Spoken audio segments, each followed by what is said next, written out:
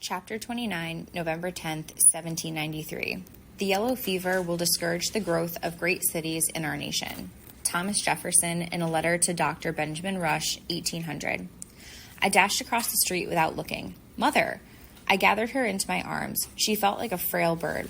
We stood in silence, rocking and holding on to each other as if the rest of the world didn't matter, which was true.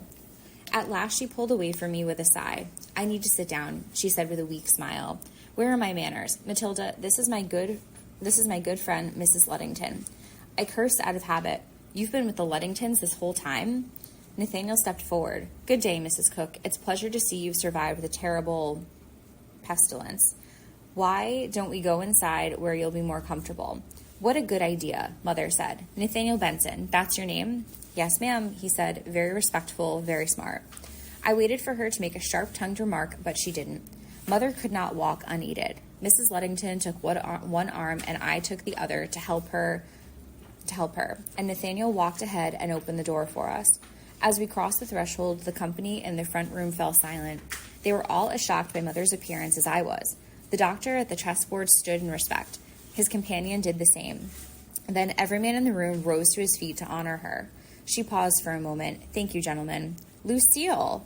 Eliza stood in the kitchen doorway, her hand covering her mouth. She took 2 steps and hugged Mother, tears flowing freely and without apology. Oh, my lord, she said, wiping away the tears.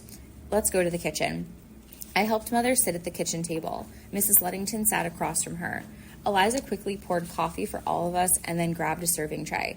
You stay here and catch up, she commanded me. I'll take care of the front room. If I get desperate, I'll use that painter of yours. Mother picked up her mug, her hand shaking. She sipped once and then set the mug down. It seemed too heavy for her to hold. There were so many questions, so much to say. Where should I start? Do you feel well? I asked. She nodded once.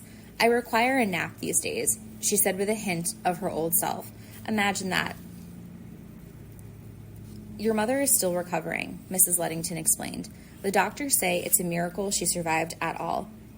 Bunkum, Mother said. Mrs. Luddington smiled. It's not bunkum, Lucille, she turned to me. Your mother joined us at the farm a few days after she sent you and your grandfather on. When she realized you were lost, she went wild. I was concerned, Mother said. We tried to keep her in bed, but it was clear she was quite ill. We sent messages to every town we could think of, but those who bothered to reply had not seen you.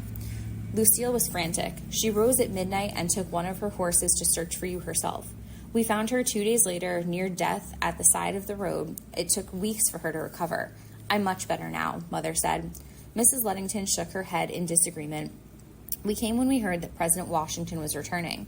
Lucille said that would be a sign that your grandfather was waiting for. Where is the captain? I didn't see him when he came in. He died, I said flatly. Oh my, I'm so sorry, Mrs. Luddington said. Mother looked into the fire. I waited for her questions, but there were none. Did the doctor prescribe any treatments for you, Mother? I asked. Mrs. Luddington jumped in. She's supposed to live a life of leisure. Those were his exact words. The second attack nearly took her off to join your father. It damaged her heart. She arched her eyebrows. She won't be able to run the coffee house anymore. She should sell it and buy a small house near us. Mother pressed her lips together tightly. We'll talk about that later, I said quickly. Can I get you something to eat, Mrs. Luddington? Some stew? The farmer's wife stood up. I promised my husband I would return today, and it's a long ride back. I tried to convince her to stay the night, or at least to take a meal with us, but she was determined. She bent over and hugged Mother briefly, said goodbye to me, and left. I peeked in the front room. A few customers had left. The rest were smoking their pipes and enjoying their conversation. Mother coughed. Is this your work or Eliza's? She asked.